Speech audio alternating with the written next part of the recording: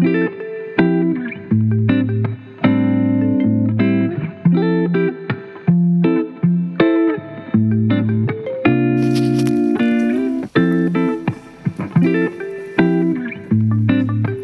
making. Sagada pot making. And place.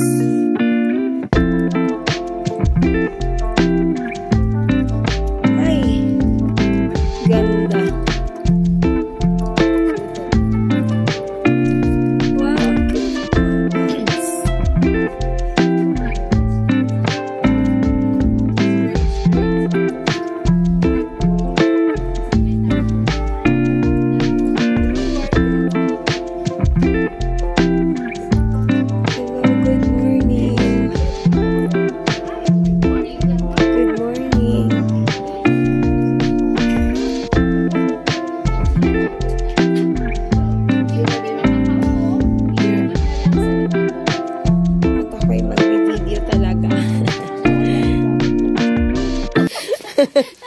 Lubusin na.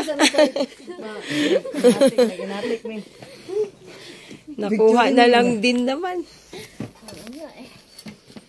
Sige, dito po tayo. Ilang kayo? 2, 4, 6, 8. Okay ba? 8 kayong lahat. Wala ni suko na. Ha, yung iba, hindi pa. Sa Doki, hindi. Hindi na sila. Sinabihan ko. You're sure? Po sa pottery. Ako po si Tessie. Isa po sa manggagawa dito.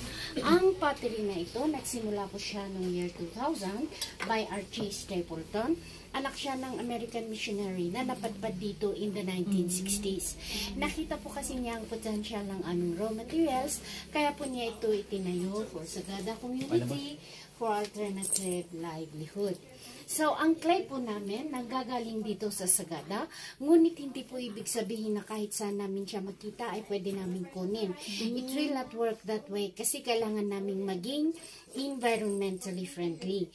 Kaya kung saan ang nararapat na kukuhanan, kukuha na po kami ng paramihan, ibababad po namin dahil pagkatapos ng babad, kailangan namin siyang salain. Sinasala namin siya ng 2 beses hanggat makuha namin ang consistency of fineness na katulad po nito. Like, okay, kailangan namin maging environmentally friendly. And secondly, hindi po amin. Kaya we try to check on the road widening. For example, lahat ng naghuhukay-hukay dyan na basta na lang it goes into the trash. We check on them. If they are good, then we have to haul them to here. Katulad po ng road widening. Usually, in the middle of that mountain that is bulldozed, there can be good clay. Kaya dadalhin namin dito, ibababad po namin dahil pagkatapos ng babad, kailangan namin siyang salain. Sinasala namin siya ng 2 beses hanggat makuha namin ang consistency of fineness na katulad po nito. Sa pottery po, may 3 klase. Mayroon po tayo yung earthenware. It is a low-fired pottery like what they do in vegan, La Union, and other parts of the country. Sa amin po namang, that you can plant with, pwedeng yung lutuan, lagyan na ng tubig at mga paso-paso. Sa amin po kasi dito, it is called stoneware. Bagamat hindi siya pwedeng lutuan, ngunit microwavable po siya and food grade katulad ng porcelain na high-fired. Yun. So, ang gawain namin dito, pinapakita namin ang paggawa with the demo fee of 400 pesos for the whole group. Okay. After my demo, kung may gustong mag-try, it is paid individually at 100 pesos. Okay. Kung gusto niyang kunin, you have to pay it, and then we will send it via JRS. Katulad ng mga yan. They write their names, and then we will send it via JRS. Okay? But you have to pay it, like I said. Okay? So, ang unang-una kong gagawin, isesentro ko muna ang clay with the speed of the wheel and with the... Okay. With the speed of the wheel and with the pressure from both of my hands. Importante na isesentro natin siya para magandang kakalabsan ng ating gagawing pot. Pag hindi po kasi siya na center, we cannot shape it the way we want it. Kaya first and foremost, kailangan natin siyang i-center. At pagka na-sentro naman po siya, ang unang-unang shape na gagawin natin ay cylinder. Cylinder at cylinder ang nauuna bago natin siya i-shape to another shape. So, para gagawin naman po ang cylinder,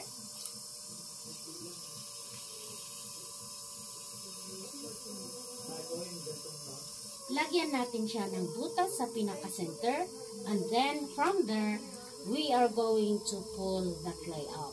So how are we going to do that? Iko-compress sa ilalim, and then we slide our fingers up to the top.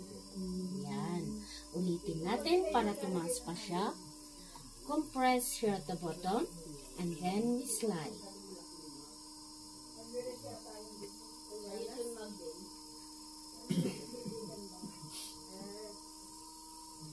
Oops.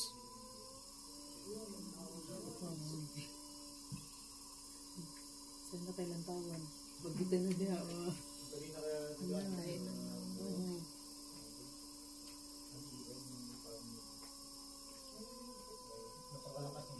Ito na po ang ating cylinder.